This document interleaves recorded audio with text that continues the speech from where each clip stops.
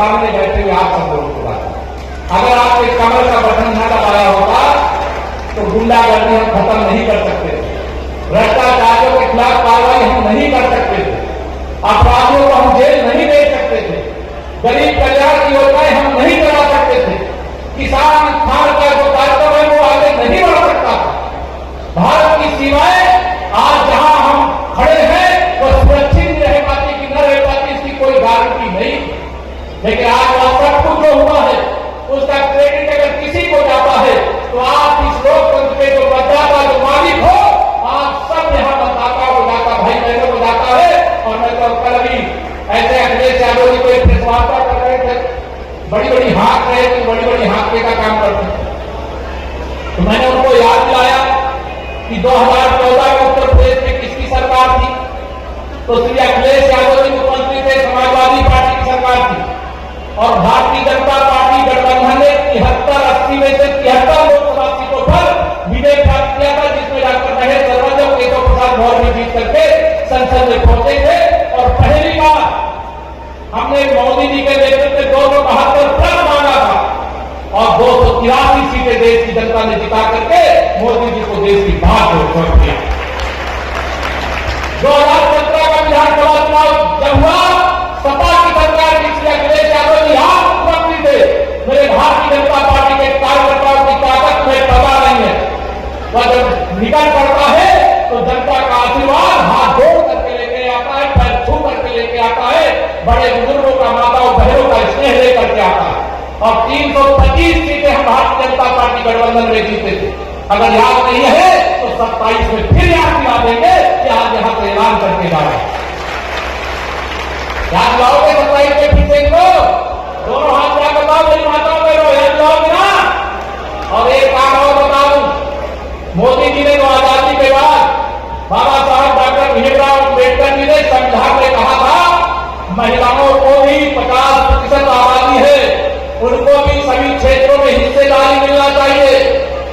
बहुत दिन से महिला आरक्षण आरक्षण आरक्षण की बात ये कांग्रेस वाले करते रहे, कभी नहीं किए, लेकिन माननीय नरेंद्र मोदी जी ने नारी शक्ति वंदन अधिनियम 2023 नए संसद भवन में जो पहला कानून बना है वो महिलाओं को अब लोकसभा और विधानसभा में अगर 100 सांसद चुने जाने हैं तो उसमें 33 महिलाएं चुन करके जाएंगी, देश भी चलाएंगी, प्रदेश भी चलाएंगी।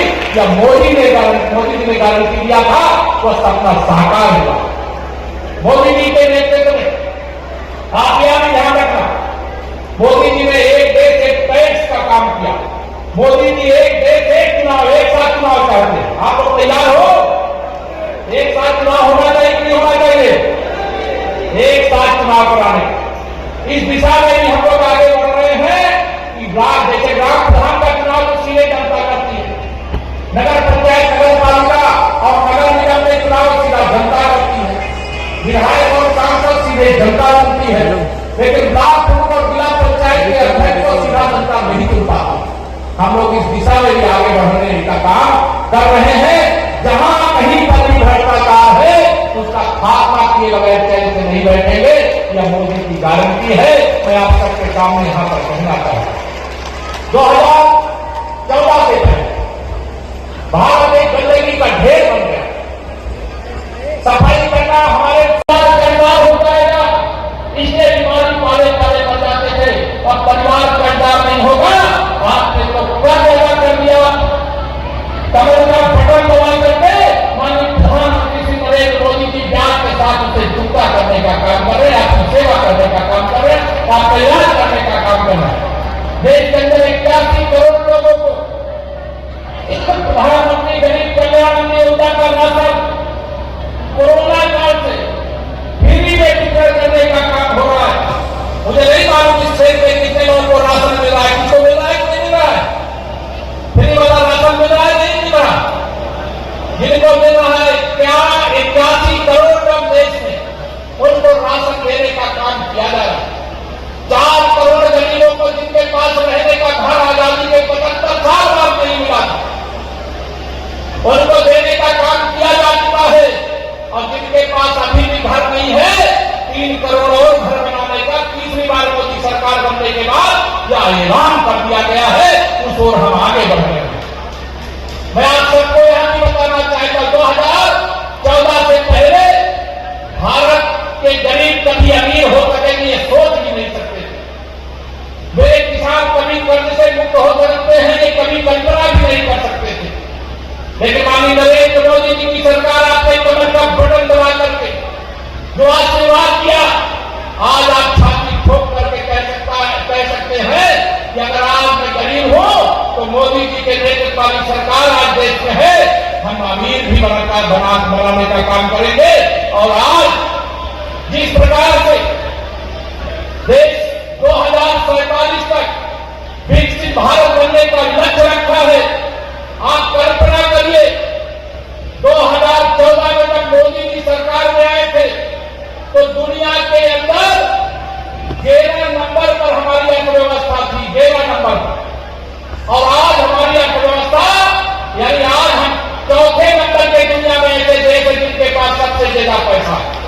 और मोदी जी ने कहा है कि 2027 तक, ये 2025 में मैं खड़ा 13 साल पूरे हैं, जब 13 वर्ष पूरे होंगे तब हम तीसरी अर्थव्यवस्था दुनिया की बन जाएंगे। और वह भी दिन दूर नहीं होगा जब दुनिया में हम सबसे आगे होंगे और आगे होने का हमारा अधिकार है। और ये मोदी जी के नेतृत्व में संभव। आज अभी मैं सुबह जब आपके बीच में आया तो देख रहा था कांग्रेस के जो नेता श्री राहुल गांधी हैं लगातार पाकिस्तान का निशा पढ़ रहे हैं। जैसे पाकिस्तान सरकार और वहां की सेना के प्रवक्ता इस प्रकार की बयानबाजी कर रहे थे कि मोदी जी ने ट्रंप के कहने से युद्ध विराम कर दिया। आज माननीय नरेंद्र मोदी जी को डोनाल्ड ट्रंप जी का फोन आया था। अभी मैं सुबह आपने भी देखा होगा, न देखा होगा देख लेना। मोदी जी ने कहा कि हम भारत और पाकिस्तान के बीच में किसी बिचौलिए की जरूरत हमें नहीं है, पाकिस्तान को औकात में लाने की ताकत भारत के अंदर है। अब आज राहुल गांधी जी का भी छोटा सा हो गया होगा। ये मुस्लिम तुष्टिकरण की राजनीति करने वाले